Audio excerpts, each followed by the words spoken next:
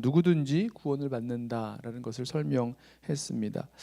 이 복음을 가지고 유대인에게만이 아니라 이방인에게로 보내심을 받은 이 바울은 이방인의 사도로서의 직분을 갖고 있고 또 이것이 자신을 아주 영광스럽게 여긴다라고 설명을 합니다.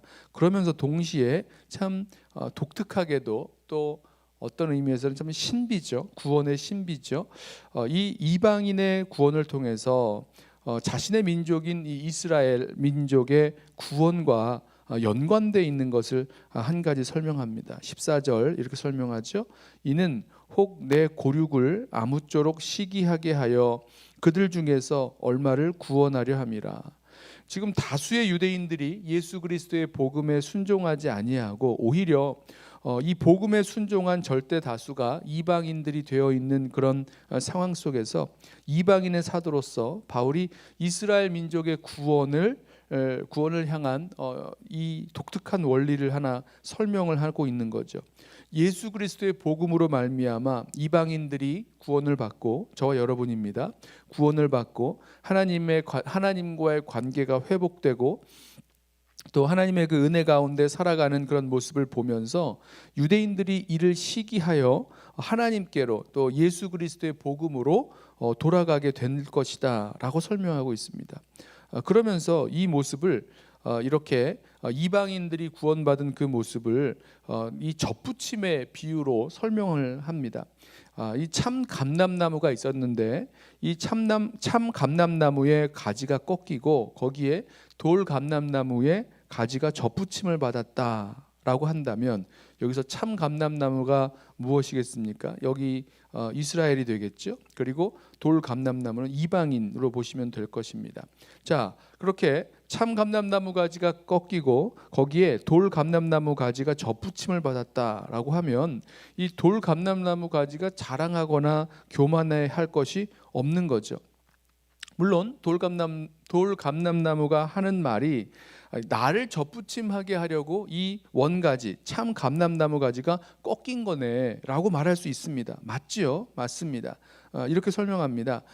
참 감람나무 가지는 믿지 아니함으로 꺾이고 돌 감람나무 가지는 믿음으로 접붙임을 받은 것이다. 이렇게 설명합니다. 맞습니다. 그러나 그렇다고 해서 돌 감람나무가요 높은 마음을 품어서는 안 되는 것입니다. 이유가 있죠.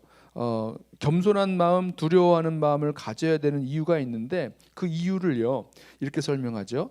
하나님께서 원 감람나무 가지, 그 참 감람나무 가지도 아끼지 아니하고 꺾으셨다면, 그렇다면 이 접붙인 이 가지도 꺾일 수 있다는 것입니다. 찍어낼 수 있다는 겁니다. 그리고 하나님이 그 꺾여 있었던 참 감람나무 가지를 다시 접붙이실 수 있다라고 합니다.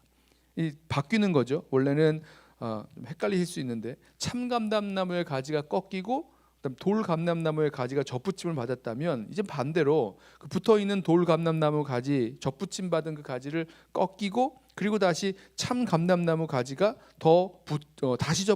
다시 붙게 하실 수 있다는 겁니다. 그 능력은 하나님께 있다는 거예요. 게다가 원 감람나무 가지를 다시 붙이는 거니 얼마나 더 잘 붙겠느냐 이렇게 설명을 하고 있죠.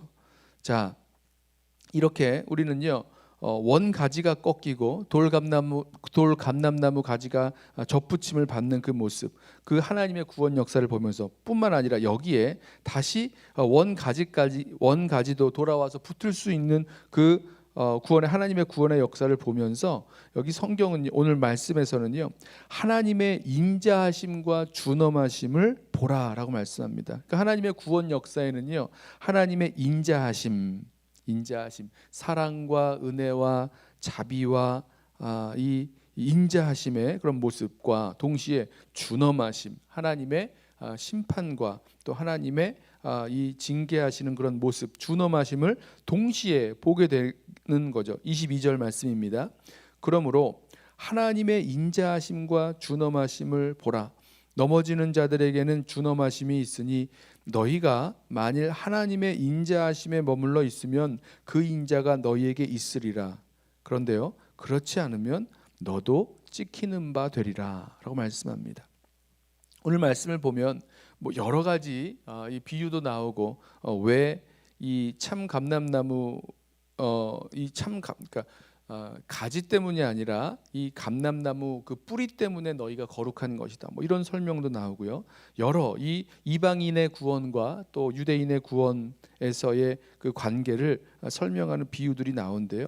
한 가지 분명한 원리가 있다면 하나님의 은혜로 하나님의 택하심과 부르심을 따라 은혜로 받은 구원 앞에서 우리가 늘 겸손과 또 경외하는 마음으로 두려워하는 마음으로 살아가야 될 것을 말씀하고 있습니다. 높은 마음을 품을 이유가 없는 거죠. 도리어 겸손하고 두려워하는 마음으로 하나님의 은혜를 경험하며 나아갑니다. 그래서요, 저와 여러분의 또 하나님의 이 구원의 이 올바른 반응은 이 구원은요, 이 겸손과 경외하는 마음으로 완성된다는 사실입니다. 20절에 이렇게 말씀하죠. 옳도다. 그들은 믿지 아니함으로 꺾이고 너는 믿음으로 섰느니라. 높은 마음을 품지 말고 도리어 두려워하라. 왜죠? 다시 이 높은 마음을 품게 된다면 다시 또 두려워하지 않고 이렇게 자기 자신을 자랑하고 교만하면서 살아가는 그런 마음을 갖고 살아간다면 마치 그 가지가 꺾인 것처럼 이 접붙인 그 가지도 꺾일 수 있다라는 것을 전제하고 있기 때문입니다. 오늘 이 말씀을 준비하면서 말씀을 묵상하면서 제 마음에 빌립보서 말씀이 생각이 났어요. 여러분 유명한 말씀이죠. 두렵고 떨림으로 너희 구원을 이루어 가라는 말씀입니다. 물론 우리 구원에 있어서 구원의 세 가지 시제가 있는데 구원을 이루었다, 구원을 이미 받은 것으로 설명하고 있는 이 말씀이 있는가 하면 구원을 미래의 시제로, 그리고 또 구원을 현재의 시제로 구원을 이루어 가야 되는 모습으로 설명하고 있는 이 성경 말씀이 다 존재한다는 것 아마 아실 겁니다. 그런데요, 오늘 말씀을 보면서 오늘 말씀 속에서 우리의 이 은혜로, 하나님의 은혜로 얻게 되는 이 구원에 있어서 그것이 어떻게 하면 완성되는가, 우리가 주님 앞에서 늘 겸손과 또 감사와 경외하는 마음으로 그 하나님의 은혜의 구원 앞에 반응하게 될 때 거기에서 이 구원이 완성된다는 거죠. 이 유대인에게도 마찬가지고요, 이방인에게도 마찬가지입니다. 하나님의 그 은혜의 구원 앞에서 높은 마음을 품을 것이 아니라 늘 겸손과 또 두려워하는 마음으로 반응함으로 우리가 함께 이 구원의 역사 가운데 서고 그 구원의 역사를 이루어 나아갈 수 있는 저와 여러분 되시기를 예수님의 이름으로 부탁하며 축원합니다. 기도하겠습니다.